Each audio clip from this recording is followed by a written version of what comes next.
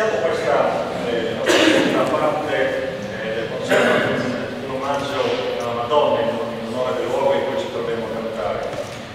Questa preghiera si fonda sull'armonico eco delle voci, prende forma nella suggestione di una calma serata estiva, quando il tempo si ferma mentre il sole colora i prati, poco prima di calida notte, il lungo sogno di Dio.